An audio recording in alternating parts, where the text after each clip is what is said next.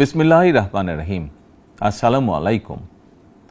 ত্যাগের পরাকাষ্ঠা, তাকওয়ার মহিমান্বিত পথ নির্দেশনা এবং আত্মশুদ্ধির অনন্য বার্তা নিয়ে বছর ঘুরে বিশ্ব মুসলিমের দুয়ারে আবারও হাজির পবিত্র ঈদুল আজহা।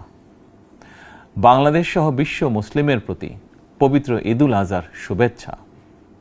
দল, মত, ধর্ম, বর্ণ নির্বিশেষে দেশবাসীকে পবিত্র ঈদের শুভেচ্ছা জানাই। ঈদ মোবারক।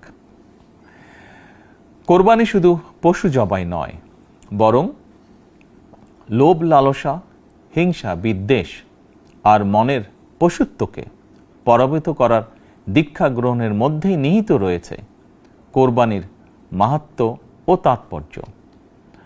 আল্লাহর শ্রেষ্ঠত্ব ঘোষণা করে নিজেকে আল্লাহর কাছে সমর্পণের এই উৎসব আমাদেরকে ত্যাগের মহিমায় উদ্ভাসিত করবে, সত্য সুন্দরের দিকে ধাবিত করবে।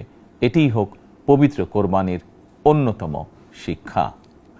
প্রিয় দেশবাসী, যাদেরকে আল্লাহ এবছর কোরবানি করার সামর্থ্য দিয়েছেন, তাদের প্রতি আমার বিনীত আবেদন, এবছর যাদের পশু কোরবানি দেওয়ার সামর্থ্য হয়নি, তাদের সঙ্গে কোরবানির পশুর মাংস ভাগাভাগি করে নিন। এটিও কোরবানির আরেকটি অন্যতম শিক্ষা। প্রিয় দেশবাসী, আপনাদের প্রতি আমার বিনীত আহ্বান, কোরবানির চামড়া যথাযথ প্রক্রিয়ায় সংরক্ষণ করুন। কোরবানির পশুর রক্ত ও বর্জ্য পরিষ্কারের ব্যাপারে পরিচ্ছন্নতা কর্মীদের সহায়তা করুন দয়া করে।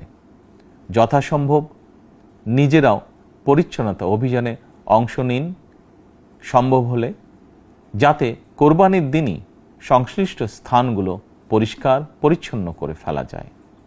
পবিত্র ঈদে কায় মনোবাক্যে আল্লাহর দরবারে প্রার্থনা, তিনি যেন আমাদের মাতৃভূমি সহ সমগ্র মুসলিম বিশ্ব ও মানব জাতির জন্য শান্তি, নিরাপত্তা ও স্থিতিশীলতা দান করেন। একই সঙ্গে আমি বিশ্ব জুড়ে শান্তি, সম্প্রীতি এবং নিরাপত্তার জন্য মহান আল্লাহ রাব্বুল আলামিনের দরবারে প্রার্থনা করছি। প্রিয় দেশবাসী, আবারও আপনাদেরকে ঈদুল আজহার শুভেচ্ছা জানাই।